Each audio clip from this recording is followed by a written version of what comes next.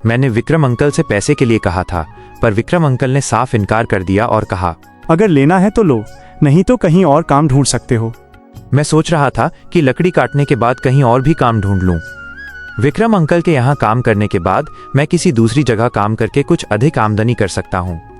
आज ही मैं विक्रम अंकल के यहाँ काम करके अन्य जगह काम ढूंढने जाऊंगा। इतना कहकर अर्जुन काम पर निकल जाता है और जैसा कि अर्जुन ने कहा था, वो हरीश के यहाँ काम करने के बाद काम की तलाश में निकल पड़ता है। अर्जुन पूरे गांव में काम ढूंढता है। वो दुकान दुकान जाकर लोगों से काम मांगता है, लेकिन हर जगह उसे केवल निराशा ही हाथ लगती है। अंत में थक हार कर अर्जुन वापस लौटने लगता है। तभी वो देखता है कि अचानक भैंसों का एक बड़ा झुंड उसकी ओर दौड़ता चला आ रहा है। यह देखकर अर्जुन बहुत डर जाता है। वो इधर उधर नजर दौड़ाता है और उसे एक गुफा दिखाई देती है।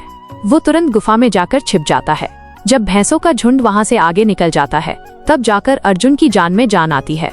हे भगवान, आज तो बाल बाल बच गया, वरना मैं इन भैंसों के पैरों तले कुचल ही जाता। पर ये मैं कहाँ आ गया? अर्जुन ये सोच ही रहा था कि उसकी नजर गुफा में रखी एक टोकरी पर पड़ती है। अर्जुन टोकरी के पास जाता है और जैसे ही उसे छूने लगता है, गुफा में से एक आवाज आती है, रुक जाओ, इसे छूने की कोशिश मत करो। ये आवाज सुनकर अर्जुन पीछे हट जाता है। तभी गुफा में एक जिन प्रकट होता है और कहता है, तुम कौन हो और मेरी गुफा में क्या कर रहे हो? अर्जुन विनम्रता से कहता है, माफ कीजिए, मैं भैंसों के झुंड से बचने के लिए यहाँ आया था। फिर मेरी नजर इस टोकरी पर गई। मुझे लगा कि यहाँ कोई नहीं है, इसलिए मैंने इसे छुआ।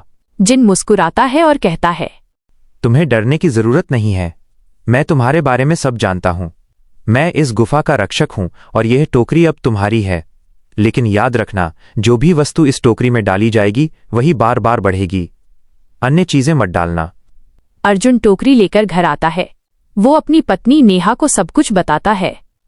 नेहा कहती है, तो इसका मतलब हमें वही चीज डालनी होगी जिसकी हमें सबसे ज्यादा जरूरत है। अर्जुन सोचता है और फिर उसे याद आता है कि पहले उसने जंगल में एक सुनहरी लकड़ी काटी थी। नेहा वो लकड़ी लेकर टोकरी में डाल देती है।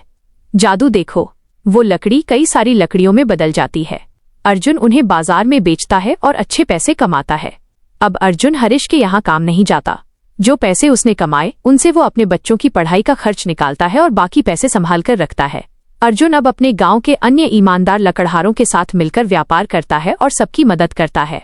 सब लोग कहते हैं, यदि सभी मिलकर मेहनत करें तो प्रगति शीघ्र ही मिलेगी।